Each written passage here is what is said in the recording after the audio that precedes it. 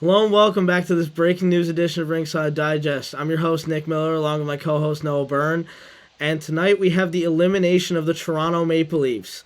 It happened a little later this year. The Florida Panthers have beaten the Maple Leafs in 5 games. Who would have predicted that? The Florida Panthers beat the Leafs 3-2 in Game 5. And just raw reaction right now. I can't believe they did it. I can't believe they did it again. To lose in the first round, that would have been a little expected, but once they got over that hump, I personally thought that there was nothing that was going to stop them. I mean, we did think they were going to have to play Boston, which might have stopped them, but playing Florida seemed like the path was clear for the Leafs to do damage in this playoffs. Yep, and 100%. I just think that this is an opportunity that is completely and utterly wasted for the Toronto Maple Leafs. They had the best team that they've had out of the 7 years they've been in the playoffs. I think, or since the Shanna plan started, I think this has been their best year, and they failed to get it done when it mattered most. I mean, we're gonna get into the reasons later in this video, but if just a reminder to subscribe and like the video if you like it before we get into it. We really appreciate it. The channel's growing a lot in the past couple days, and let's keep that up. But Noah, Absolutely. I just like to get your initial raw thoughts on this after the game. I'm still, trying to process it all, but we're gonna, like you said, we're gonna dive into a little bit of why the reason is. But just blown away at the effort tonight by the Leafs. Yeah, no, it's definitely not an ideal game for effort when you're trying to come back in a playoff series. Your back's against the wall. A lot of the players looked like they were trying. A lot of them didn't. Maybe 4 certain players up front we might talk about later in the video. But not all the 4. Not all the 4. We'll talk about that later. But the reason some Leafs fans might say they lost this game, some might not. The reason some of them might say was because of this right here. It looked like Morgan Rielly had tied the game late in the second period. He put his arms up in the air. The goal light didn't come on. The whistle didn't go. Nothing happened. This was complete chaos watching this game. I remember watching it and just thinking, wow, the puck went in. Why are they not blowing it down? Why is the horn not going off? What's going on? And they show it on replay, and I think that was one of the most inconclusive replays I've ever seen until I saw this right here. I understood at the time that you couldn't really tell that the puck went in from every angle they were showing on Sportsnet. And then you heard the arena go up in flames after they showed that angle right there. So we're going to get in more into that, the official decision why they decided it wasn't going to be a goal. But Noah, what are your thoughts on that whole situation there with the puck being across the line and them saying it was inconclusive? I don't know. I think at the end of the day, you couldn't really see the puck kind of from the angle that Sportsnet kind of showed, but I think it might have been a goal. Yeah, I really think it might have been. I think that changed that changes the whole outcome of the game.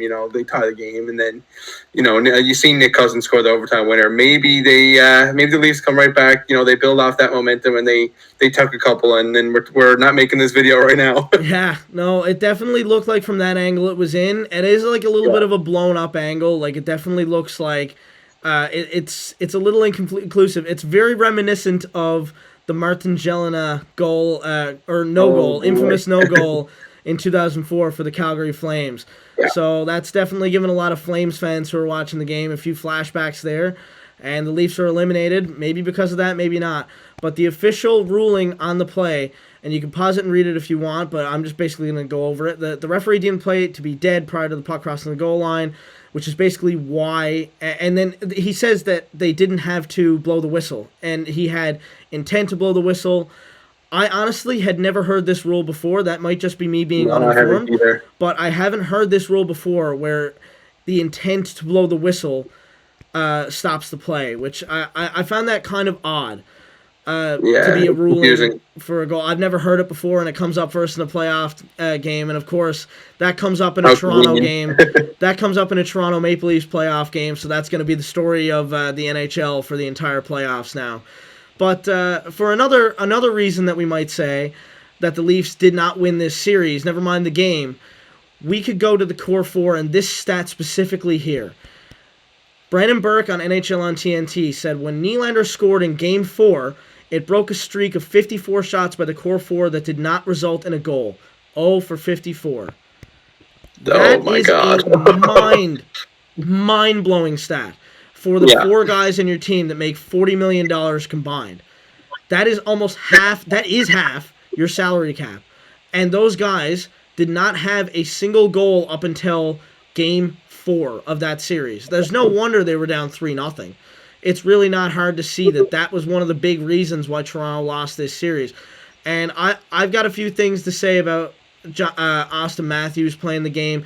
He looked like he was hungry when it didn't matter in the game. Like when the puck was in his own zone, he was hungry to get it out. But when he was going into their offensive zone on transition, Auston Matthews didn't know what he was doing with the puck. He didn't have the puck for most of the night. He didn't really do much. Mitch Marner was carrying the puck most of the night for that line. But if you want to talk about Marner and Nylander scoring the combined 3 goals, we can do that too. That's 3 goals in a 4-game, in first 5 games of a series from that core 4. That's not good enough.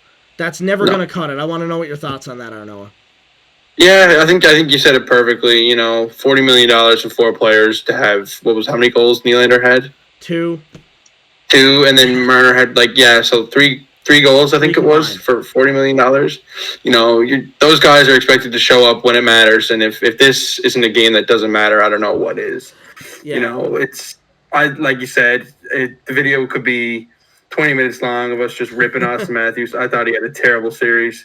How can you be a back-to-back Rocket Richard winner and not show up and not put a puck in the back of the net when it matters? So for the sake of the video and for keeping it all flow, I'm not going to dive into Auston Matthews too much. But just absolutely mind-boggling from the Leafs.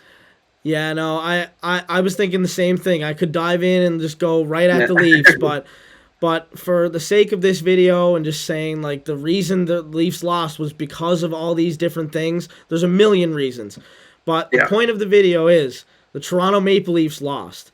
Again, they disappointed, and that's all we have for this video, guys. If you liked it, don't forget to like the video and subscribe.